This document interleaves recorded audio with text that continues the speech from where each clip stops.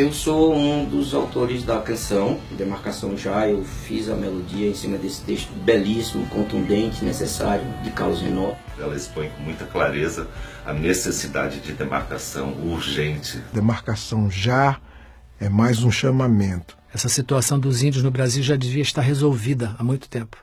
Porque a Constituição de 88 determina que a União tem que fazer isso. Já era para ter feito.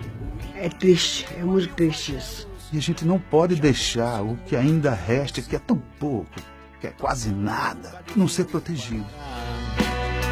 Demarcação já.